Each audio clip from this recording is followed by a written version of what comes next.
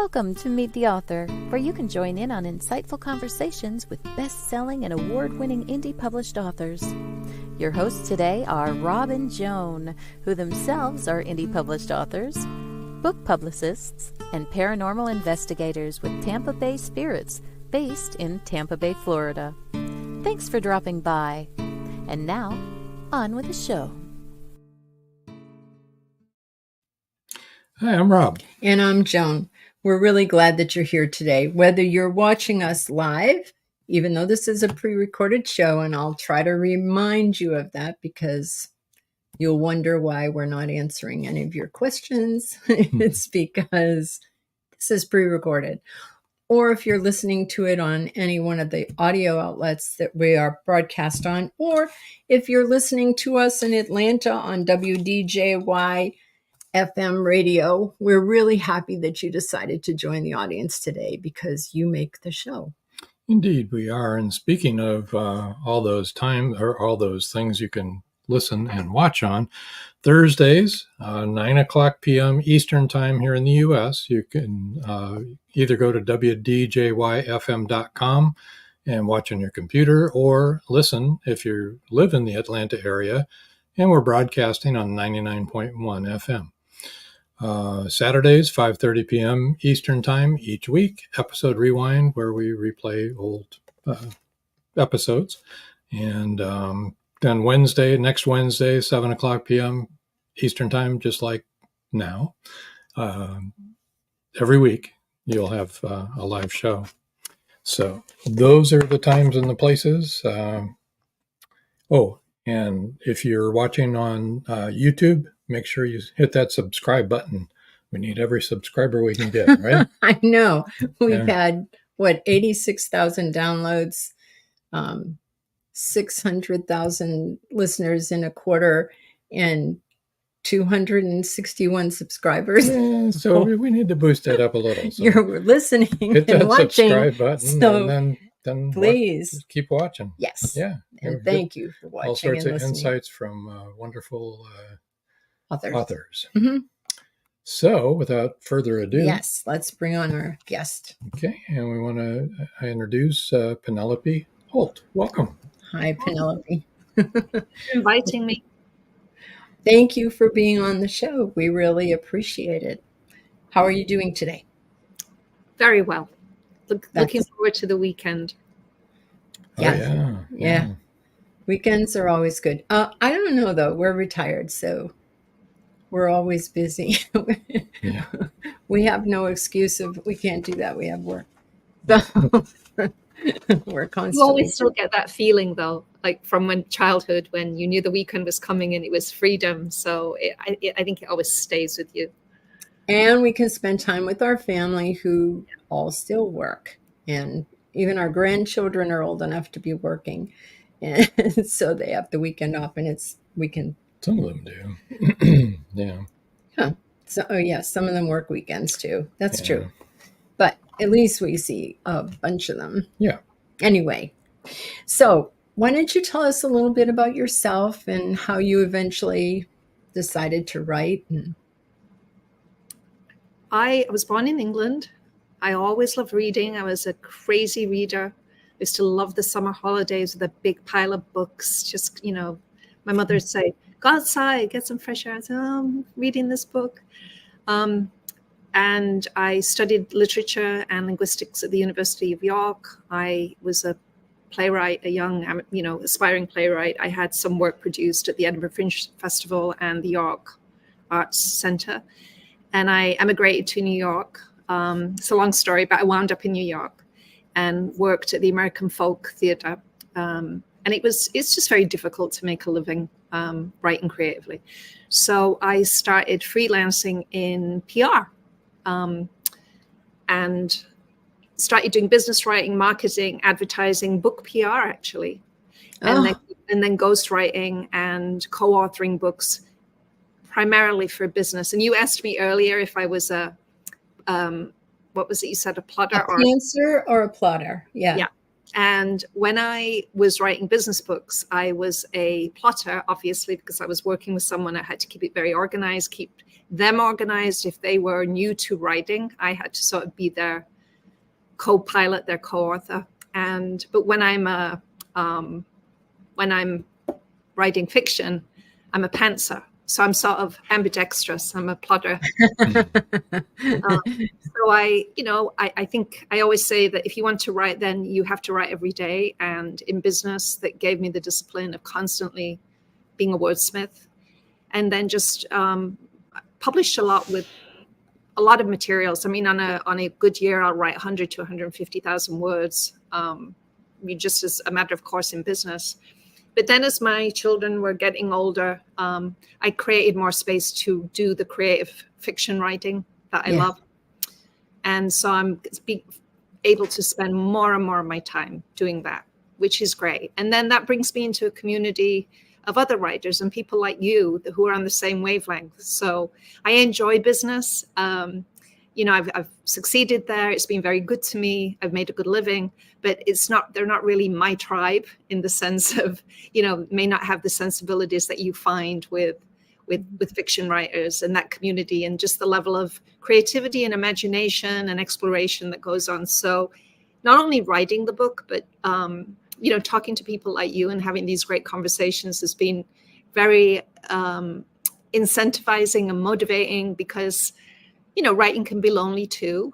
Yes. And I never realized, I think because I've been so immersed in business and my commitments there, that I would say to any writer, be part of a writer community, because you need it. You need that sparking off each other and the conversation. And it's very nourishing, isn't it? Yes, we belong to a group, and it's very helpful. And we have publicized other authors for a lot of years. So yeah, the amazing thing to me is how gracious and helpful authors are one to the other. I think it's amazing, maybe more than any other community of people.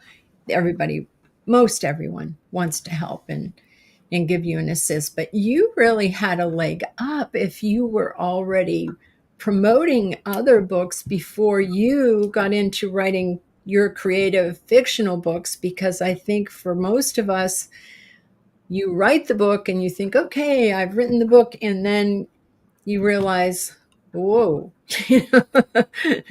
now what? And I think that's very difficult for most authors to realize the marketing, what goes into it. And I mean, really, it takes up a lot of your time, unless you're fortunate enough and you can hire a PR firm that like you belong to, and and then they can do that for you. So yeah, but it's a classic. It really is a classic example of cobbler's children have no shoes. Spent my career pushing other people and, get out there and, because I find with the people I've worked with that everyone has that natural modesty or uncertainty, or they question themselves. I mean, if they're sort of worthwhile, humble people, they do. And it's my job to pump them up with 500 pounds of air and say, get out there, you're good, and instill that confidence. It's very hard to do that for yourself. And so while I know all of the strategies and all of the tactics, and I've made book videos and book tours for people and press releases, I really do hit a wall when it comes to myself. And I think that this time I broke down and I reached out and I got help and said, can you do for me what I do for other people? Because seemingly I can't do it for myself. And I'm really glad that I did, because I think, it's always not always possible from a budget standpoint, but I think it's, you want to be people are torn, right? When they're marketing their books, they want to be the writer, but then they also have to put on the other hat and be the promoter. So it's like they say in show businesses, the show, and then there's the business, and they're sort of conflicting roles a little bit.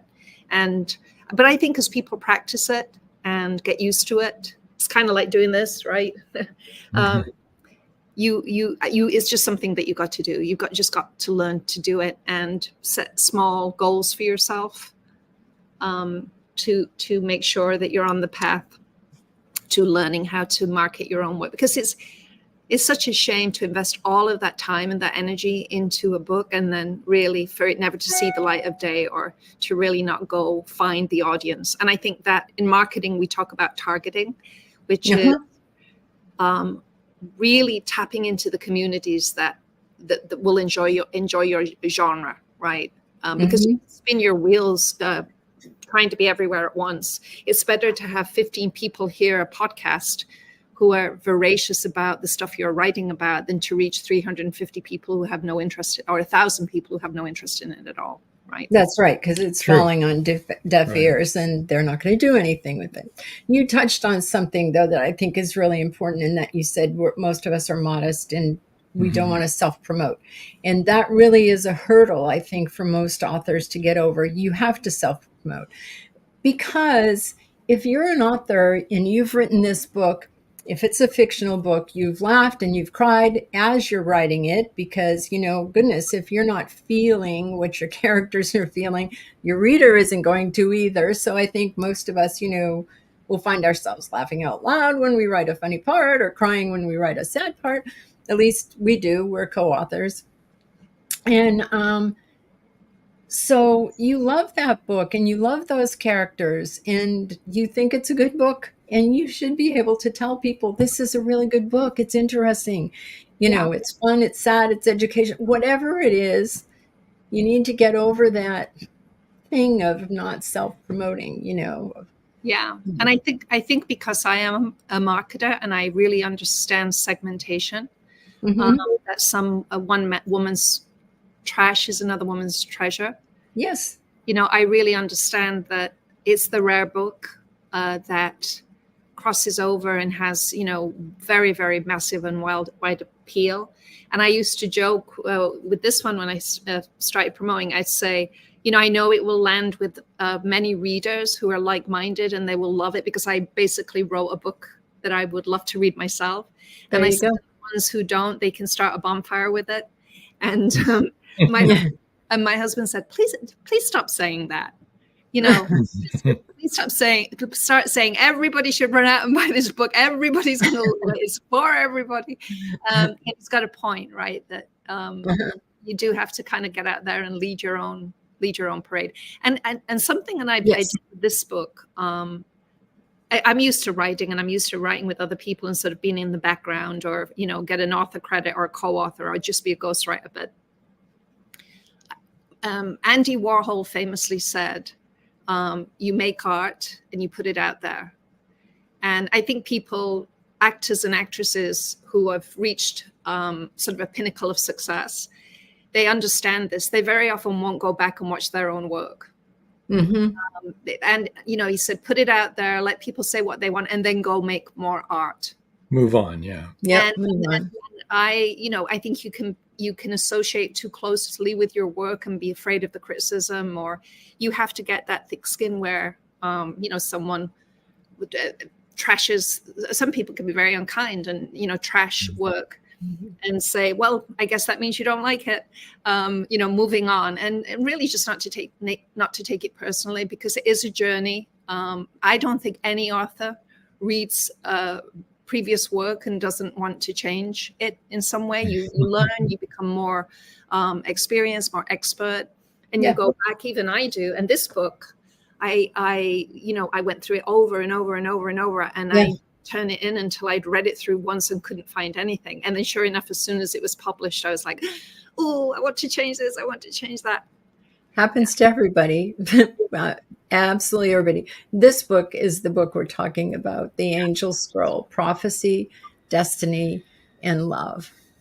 That's a very interesting title and subtitle. Do you want to tell us a little bit about The Angel Scroll? Or? Yeah, I was very impressed by years ago when it came out. I can't believe it's over 25 years now, the Da Vinci Code. Yep.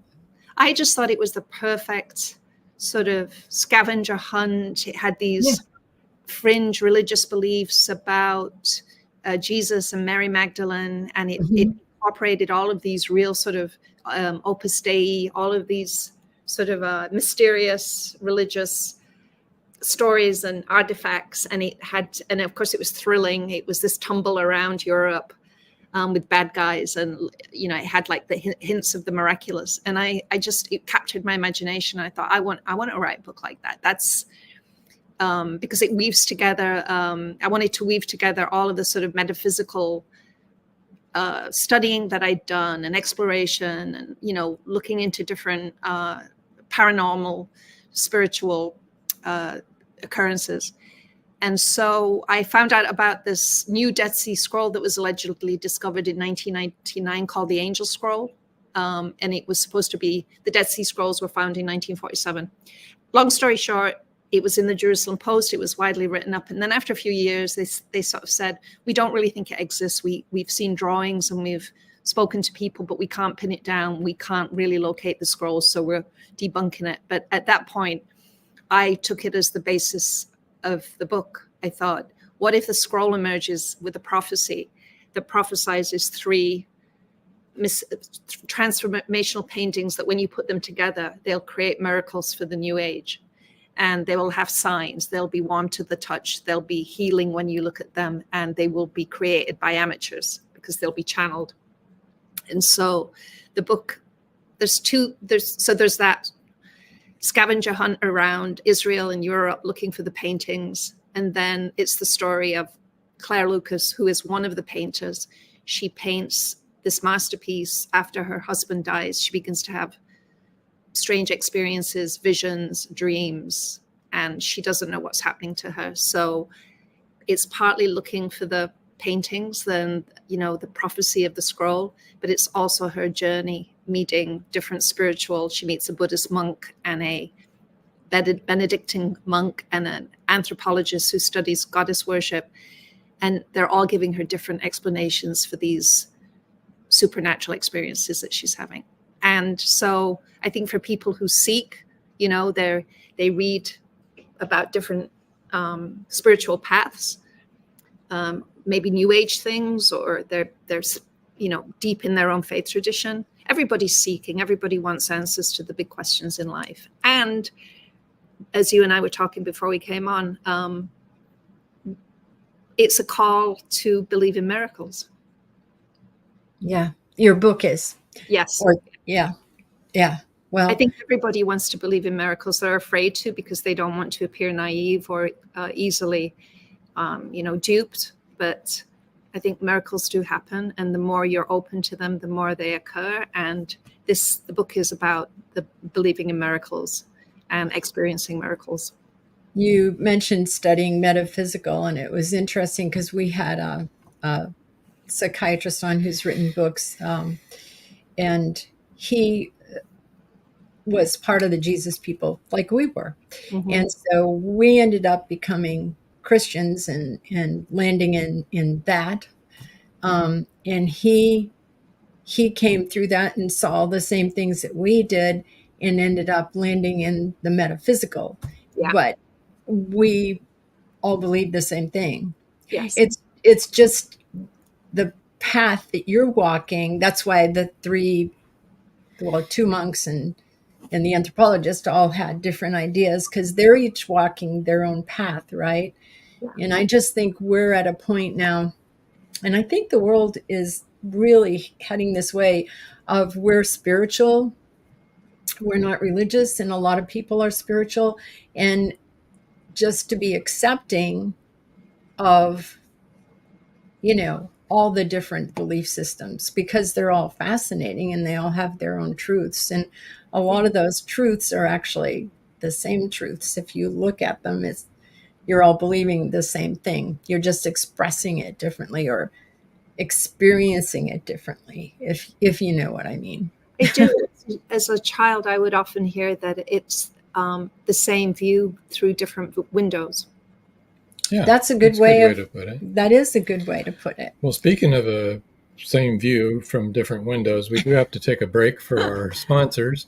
And so we'll be back in a few minutes, folks. When we come back, Penelope is going to read a little section from the Angel Scrolls. So hang on. Got a lot to talk about.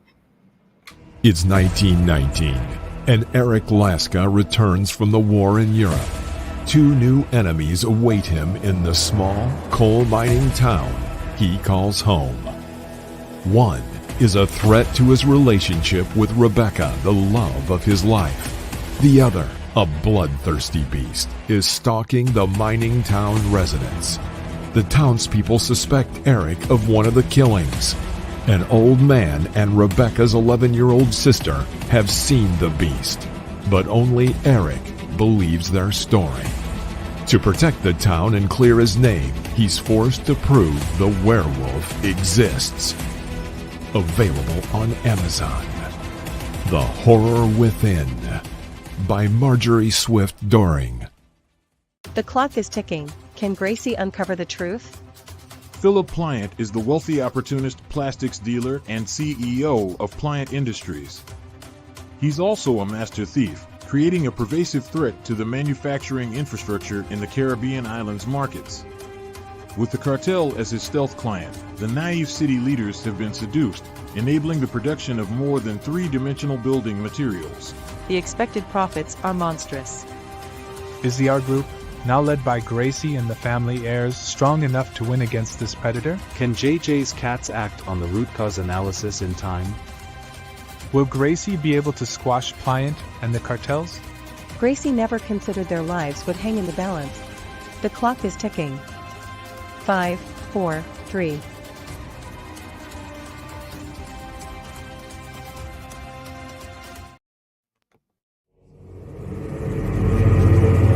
Many secrets are hidden within the darkness of the jungle. Now comes part 4 in the Jaguar series by retired Hollywood scriptwriter George Dismukes. In this saga, Brandon, Andrea, and Naja, the Black Jaguar, go deep into the Mato Grosso jungle on a mission to rescue 2 kidnapped children. During their journey, they encounter many dangers, including Yanomami Indians, bent on revenge for the murder of one of their warriors.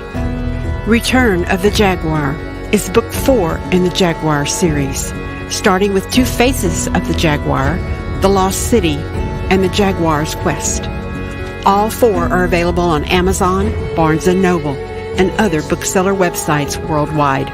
Return of the Jaguar is a must-read.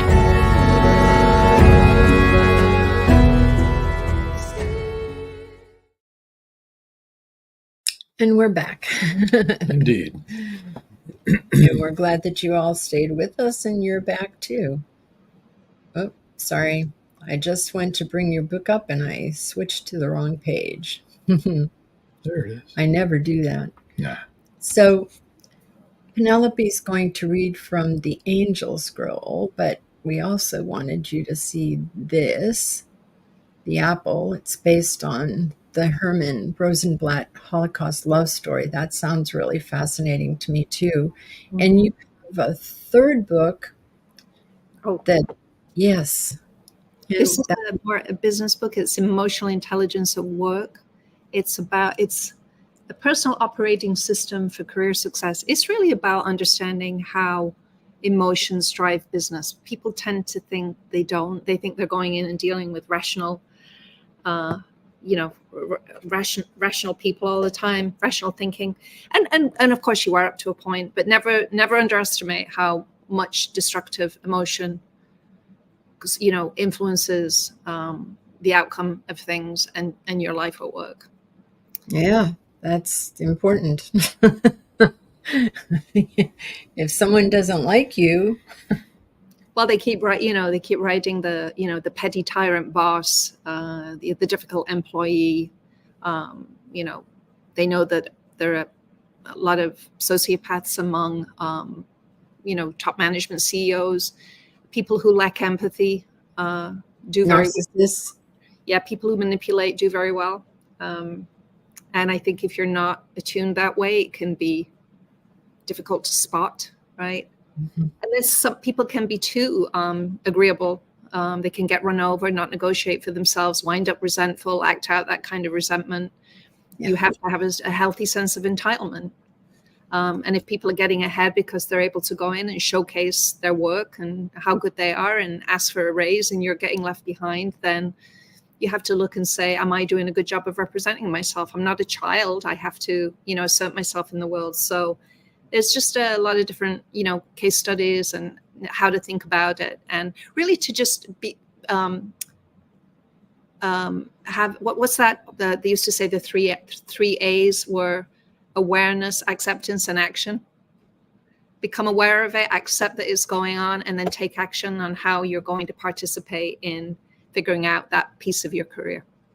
If you're in corporate America, people, buy this book. It'll help you. I love how simple it is with the nice turquoise. Is my favorite colors there. It's got a nice big exclamation point. It's my color also, my favorite color also, in case you couldn't tell. That used to be the color of my kitchen until quite recently. Okay, well, let's get into the Angel Scroll. Would you mind reading from it? I'm just going to read 2 pages, and I think it'll set up our discussion about grabbers. The Apple, my book about the Holocaust, was on a list, I think, of San Francisco publication that said it had one of the best opening lines. I think it's really important to have, obviously, people read the first couple of pages of your book and decide whether they want to continue reading or not. So I'm just going to read the first 2 pages of this book because and why I wrote them this way. It deals with some historical fringe ideas that Jesus visited India during the hidden years between 12 and 30 when he began his religious ministry. So these are the first 2 pages. Chapter 1, Dreams. In Benares, India, the sweltering night dragged on. Moonlight slid through the bedroom window and bathed the young Christ-like figure who sat cross-legged on the floor. Only a loincloth covered his slender hips, and his long, coarse hair was coiled in a top knot on his crown. He'd been watching the young woman on the low bed for hours. She was feverish, her breathing shallow, as she squinted at him now through half-closed lids. Her husband held her hand and shot the young man a pleading look. Please let her live. I'm a rich man. I can pay you. I can help the poor of Benares, the poor of India. To thwart death is not to conquer it, the young master said. And the husband buried his head in the bed's embroidered cover. In a single fluid movement, the holy man rose and stroked his host's spent head, his long, graceful fingers raking the dark, slick with perfumed oil, revealing a channel of pale, moist scalp. Beyond the bedroom, in the narrow hallway, the master found his 3 companions propped against a wall and dozing. He tapped the closest with a callous foot, and one by one the sleeping men awoke. Is she well now? The tall one asked, stretching. She will be dead come dawn, his master whispered, as the 4 men stepped into the dusty and deserted Indian night. The phone rang. Claire Lucas woke up and realized her face was wet. She'd been crying again. She eyed the clock, 9 a.m. She cleared her throat, picked up the phone, and tried to sound awake. Hello? You still sleeping? Claire held the phone away from her ear to stop Deirdre Vetch's whine from piercing her brain. You're coming to the gallery to talk about the painting, right? We must talk. Deirdre's verbal pummeling began. It's not for sale. Sell something else. Claire pulled herself into a sitting position on the bed. The buyers don't want anything else. They want the miracle. Absent a miracle, Claire corrected her agent again. The name of the painting is Absent a Miracle. I know what the painting is called, Claire. I also know it's the best thing you've done, and we could retire on what the latest buyer is offering for it. Sell the others.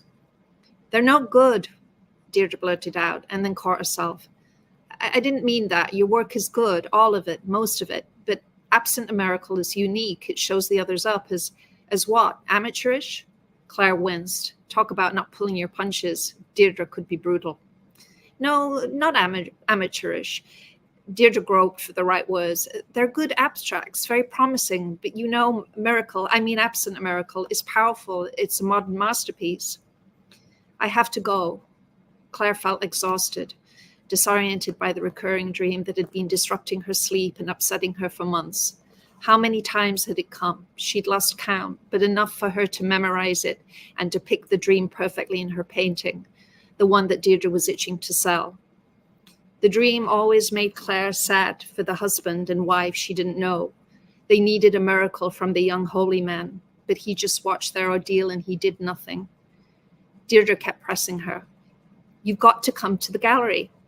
I'll come later, Claire relented. I can't talk now. I'm expecting someone. She glanced at the clock. In 30 minutes, I have to go. She hung up without saying goodbye. It wasn't like her to be rude, but boy, Deirdre was annoying. That was really good. Good. That was definitely a hook. Yeah, now I want to see what happened. Well, yeah, you don't know that she's having a dream. No. You think you're there in India, and then all of a sudden you're like, oh my gosh, she's been dreaming this. That's really good. Thank you. So, now I want to know what happens.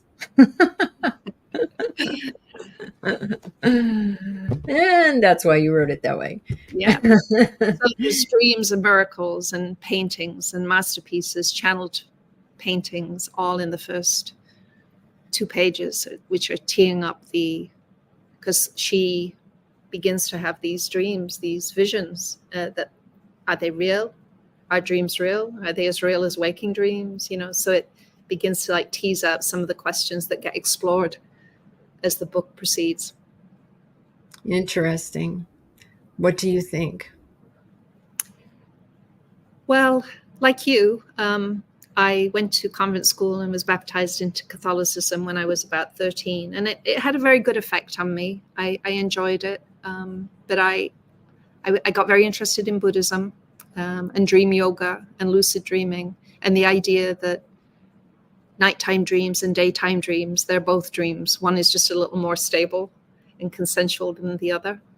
And it really led me to the idea, and I don't know for certain. I mean, I'm not here to be certain and to grandstand and tell other people what to think, because like you said, it's all about finding your own path, especially now. I mean, the 20th century was marked by somewhat the decline of religion, but it was more conventional and people went to church, and it was sort of a surround sound of traditional religious practices. In the 21st century, to your point, that's kind of breaking down. Those grand narratives are breaking down, and people are still have a thirst for God or the truth or the high power. And now they have many different avenues to explore and piece it together. And I think that's very legitimate. But where I come out is that, I believe that consciousness is fundamental, and we experience everything through consciousness. And therefore, I'm a deep believer in experience. And I think people have supernatural or psychic experiences. And then they start, like Claire, they start looking for explanations, and the explanations vary and contradict one another. But to me, the bottom line is, I just want to know what another person has experienced. Mm-hmm. Because that's always interesting. Well, not only that it's interesting, but there's a truth to it. Well, you learn something. Yes. It can be reaffirming too. It can be very reaffirming. Mm-hmm. Yeah. I mean, and I think, whether you want to say the divine, God, the universe, sets us up for those affirmations. It happens to us all the time, where another person will say, I see this about you. And it's something that you're like, whoa, well, okay. Yeah. I don't know why we've closed down the broad notes on the piano. And, we were talking about now with the internet, gate information, people are not gatekeeping information. And I've seen scores and scores of near-death. I know you had one too, Joan, near-death experiences. Yeah. They echo each other. Sometimes they're almost identical. Yeah. And how many, I'm not saying anyone has to believe them, but when you're hearing hundreds and hundreds of people explaining these, recounting these experiences, then at what point do you say, if I said to you, oh, I had a ham sandwich for lunch today, you'd probably believe me. It's okay to believe that I had a ham sandwich for lunch, right? It's perfectly conventional and normal and banal. But if someone says, I had a near-death experience, then this little flag goes up and says, oh, that's too exotic. That's too fringe. It's maybe dangerous to listen to that. And that's just silly. And it will disrupt my sensible life, my sensible belief system. So I'm very curious. And I'm very curious and very open to hearing people's experiences that are extraordinary in the sense that they're just out of the ordinary, run-of-the-mill experiences that we all have day to day. Well, I had my near-death experience in a hospital because I was moving to Mexico, and this was more than 50 years ago. And I was in my 20s, and you had to have certain vaccinations in order to enter another country and then come back to your own country. And so first I'd had typhoid, and the next round was paratyphoid. And so 2 weeks later, I went in for my paratyphoid shot, and I went into anaphylactic shock. As a matter of fact, I can't have any normal type of vaccines because the CDC said, the carrier, whatever the carrier is, that's probably what caused the anaphylactic shock, and it's not worth, you dying again to have another vaccine. So, but I was clinically dead, and I actually saw myself being resuscitated. After I had traveled around the hospital, I heard my grandmother and my aunt talking. I was able to tell them their conversation exactly. And people seem to like this. One of my dogs who came out of the light and greeted me, not a family member, one of my pets. So if you're wondering, yeah, they're there, or they're waiting for us. That's the best news for me. And,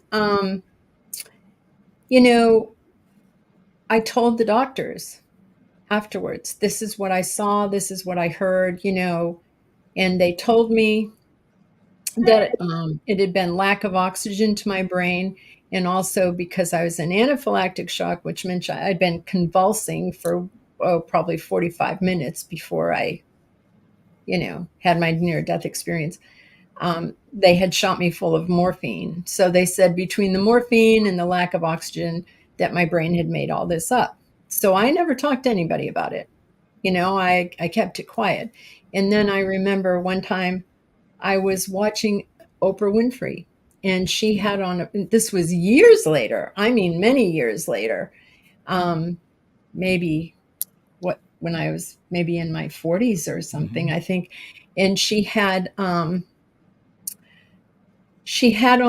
a person who had a near-death experience, and it was almost identical to mine. And so I said to him, oh my gosh, I saw today this show, and told him that had happened. So that was, I'm in my late 70s now. So that was 30 years ago, right? That when people first started talking about it. But what you said now is absolutely true. You can Google near-death experiences and find podcasts all over the place where people are talking about that. And they're all not exactly the same. Everybody has their own journey, but so similar that you just know, okay, they experienced what I experienced. Yeah, and if you can be skeptical I just know, I think almost everyone that I've watched, if it's not real, whatever that is, it's certainly real to them. Right. And everything, but we live in the world of experience of what is real to us, right? Yes. Right. We can get into all kinds of things talking about the Akashic records and say, well, that's what it is. Everybody's tapping into that, the universal mind. There's all different kinds of explanations for it. And I love hearing about them all. I want to hear it all. I do too. Maybe you'd like to hear from our commercial sponsors. Yeah. Okay. Time for our Sorry second to set have to of break that commercials. up, but we need to take a couple of minutes, and we'll be right back, folks. Don't go away. An unforgettable mystery thriller that will transport you back to 17th century England. Introducing Dream of Courage, facing fear head-on, your passport to 17th century mystery, mayhem, and murder. Follow Robert and John Rushworth through Leeds' bustling Briggate district, where danger lurks in the shadows, embodied by the thief-taker Jacob Wilding. You will laugh, you will cry, and be in awe of the twists and turns. Its meticulous attention to character development, emotional nuance, and the unfolding of the story's layers promise a compelling and emotionally charged journey. The U.S. National Times said, "Modern writers usually don't know what it was like to live in the past, but Rushworth Brown does this with great skill." Uncover the secrets of Smythe, the enigmatic tavern keeper who sends Robert to the Haven, to the pirate Captain Girlington. Will he outweed danger in the nick of time? Have you wanted to publish your story? Have you thought about self-publishing?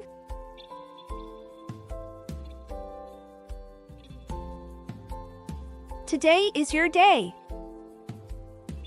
5-star Amazon review. Self-publish your ebook on Amazon for free in 2024. This ebook is available on Amazon by Becca L. Jones.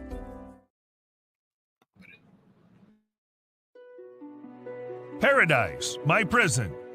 Charlie Flint awakens from a deep sleep and finds himself alone on a tropical beach surrounded by a palm tree jungle and exotic animals. He cannot remember who he is or anything about his life. First, he must find food and build shelter and protect himself from hidden dangers. As his memory gradually returns, it reveals what a very flawed person he is. A man who made too many mistakes, made too many enemies. The implications of the truth are staggering. How did Charlie get there? And will he save himself? Paradise, My Prison is the riveting new suspense thriller from retired Hollywood scriptwriter George Dismukes. Paradise, My Prison by George Dismukes is available in jacketed hardcover, softcover, and all ebook formats worldwide.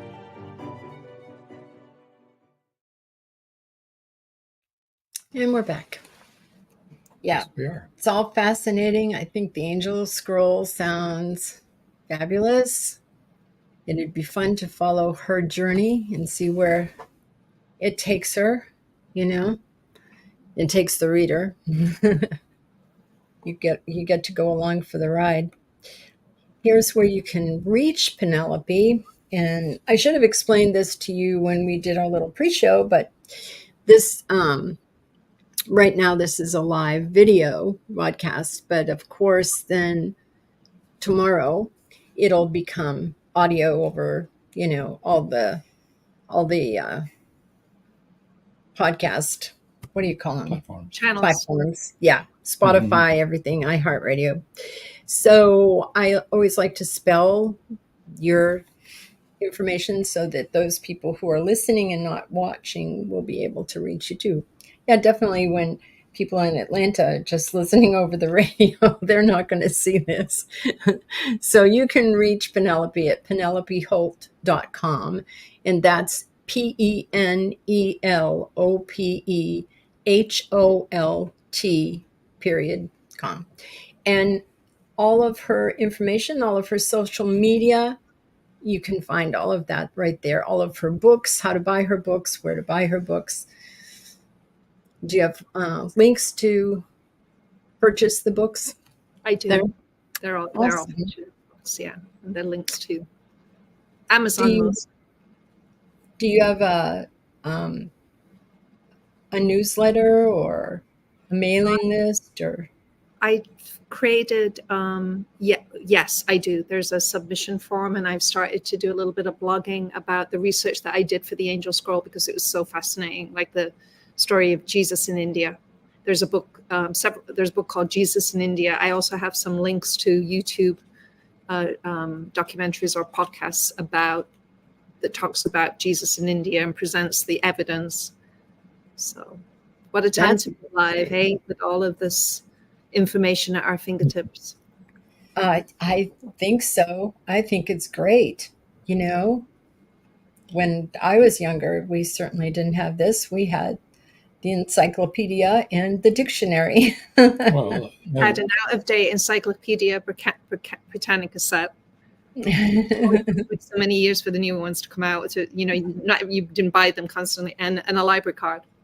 Wow, library, yeah. And I was thinking when you said you started out in the public relations, the PR thing, things have changed a lot since you started, right? I mean, Yes. dramatically how we're getting our information out there now.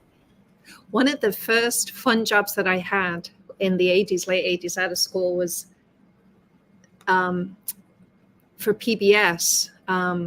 We did mini videos called bookends. And PBS would take shows that had been on network television and they would cut out the commercials, obviously. So they'd be left with, 3 to 8 minutes that they had to fill. So we offered them these little video shorts called bookends. And it was, about a book and about an author.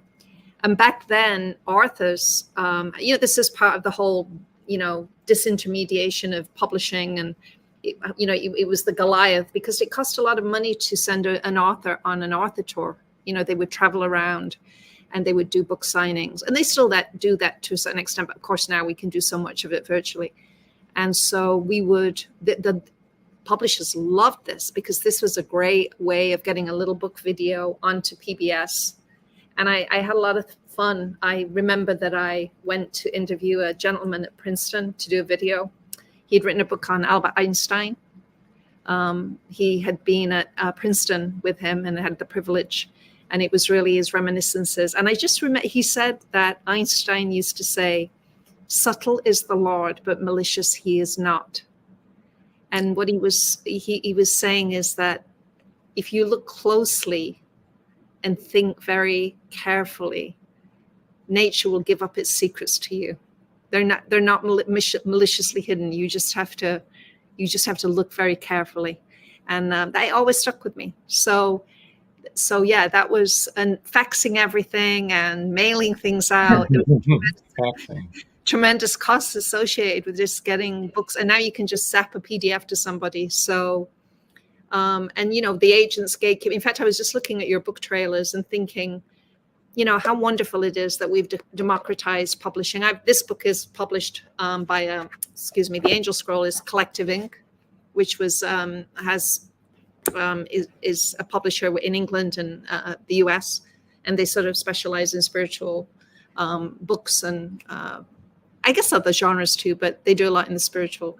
So I've done both. I've had a small publishing company to publish business books, primarily because business authors, their books are expensive. And if they do it with a publisher, they may get 10 free, but if you're a business author and your book costs $150 or $90 and you have to start buying it in order to promote it, and then you're only getting a 10% royalty, the economics don't add up.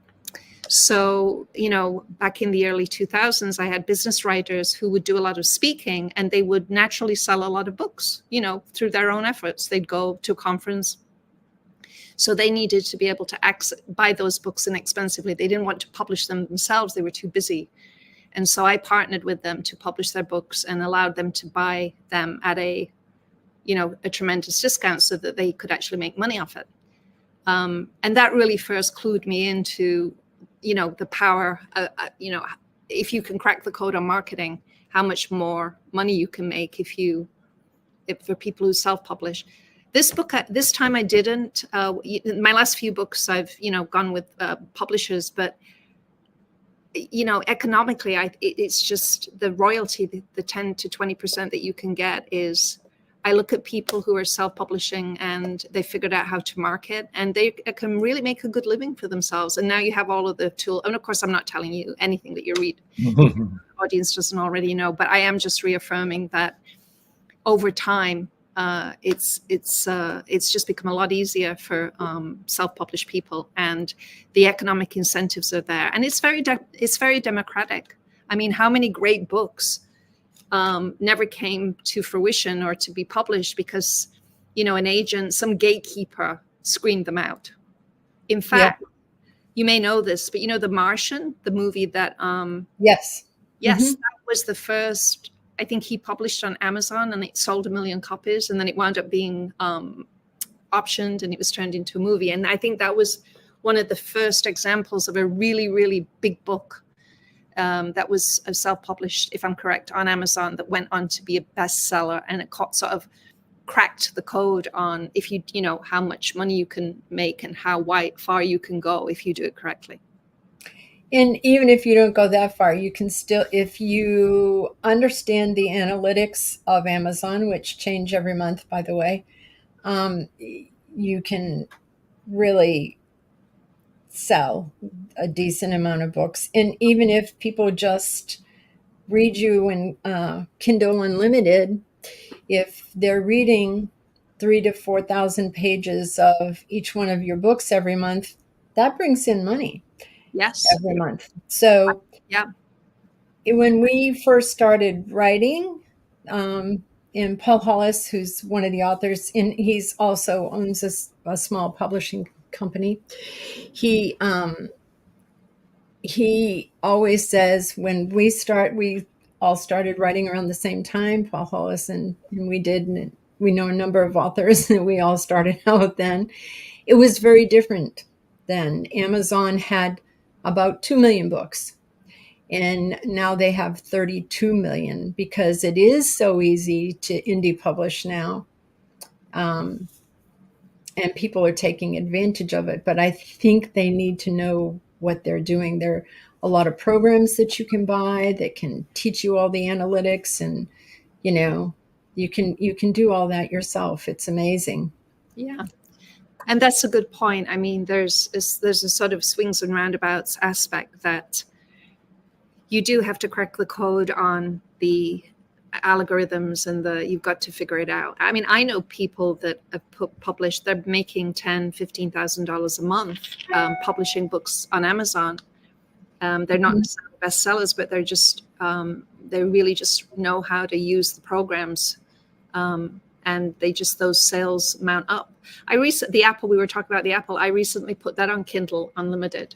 I've been so busy, it hadn't occurred to me. And then I just looked into it and I said, yeah, just make it available on, this was written, I think roundabout, Herman is passed now. I think this was about 2008. So we're going back a while. It's a perennial story. I mean, it's about the Holocaust and how Herman got into trouble by having a real Holocaust story, but then adding a kind of a fictional love story to it. He was on the Oprah Winfrey Show, and he just drew a lot of attention to himself, and got into a lot of trouble because he had a sort of a fabrication in what was otherwise a true story. And so you get to the point that you just want people to read your work as well. You just want to get it into the hands of readers. And I think Kindle Unlimited does a great job of doing that. Oh, yeah. I think everyone has a story to tell, whether they're an author or not. Everybody has a story to tell. And authors have stories to tell that they want to tell and they want people to hear. And whether you make a lot of money doing it or not, you want people to read your work. I mean, that in itself is an end, we often tell authors that are just beginning, don't expect to have a bestseller. And it's work to get it out there, and that's okay, Yeah. And it's interesting. You learn a lot of little tricks and and what bumps it up so that Amazon promotes it better than the next book. And yeah, it's a lot. But it's doable. Anybody can do it. I think it's like anything else. It can be overwhelming, and you just have to break it down into bite-sized pieces. And just learn a little bit at a time. And what you said, intention, for fun, I thought I would try my hand at a romance novel. So I have a book coming out with Inkspell Authors in January called Polly Wants a Lover. And in romance before, and I thought, because the Angel Scroll took a lot of work and a lot of research, and it was very heavy. And romance is very trope driven. Yes, girl, office romance, lost love, and I just thought, and then they get back together. Yeah, and I think it's a booming genre, romance. Oh, it's primarily the biggest seller. Yeah, all different genres. Very staid romance, very steamy romance, paranormal romance. Paranormal, yeah. People devour it, and so it's booming, and you can't feed that beast. That's a good place to start if because they've got to feed the Harlequins of the world. They've got to feed the beast. They've got people that they gobble up these romance books week after week after week. But what you said about not expecting a bestseller, but if you're a writer, then you just want to write, and I just write. I keep writing. I put it out there, and like we were saying earlier, you make art, like Andy Warhol said. You put it out into the world, and then you make more art. And if you get hung up, obviously you've got to put work into making it a success. But if you there's so many. Almost every author, it's the rare author that hits it with the first book, or they're all learning their craft. They all keep going. Was it Catch-22 that was turned down? There's so many stories of authors that were turned down literally by every publisher. And most of the classics were turned down over and over again, and then they self-published. I think Mary Shelley self-published Frankenstein. Look at that. Right. So I'm afraid we've reached the top of our hour here. Yes. Yeah. So we're going that went quickly. It did go quickly. I know. I'm sorry. How do we need 5 to cover all the? Oh yeah. We have a lot to talk about. Yeah. Well, maybe we can have you on again sometime live with the live audience. Anytime, I would love that. I think it's just, you have such an interesting story. And I wanted to actually follow up. What was the group that you used to be in? The Jesus people. The Jesus the Jesus people. Yeah. I really want to look into see how I'm curious. That's the great thing, these conversations. This is another rabbit I can go down. I think there's a movie about it on Netflix right now, as a matter of fact. Actually the whole group that we were part of in California. Wow. I will look into that. But thank you so much for inviting me. Thank you for joining us.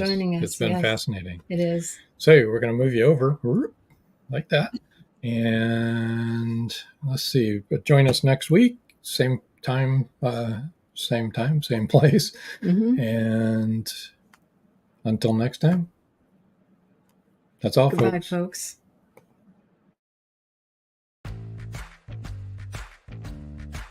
Live every Wednesday, your Voice of Indie hosts Beam Weeks and Stephen Gees welcome authors, musicians, publishing industry pros, artists, and assorted creative guests for an exciting interactive hour.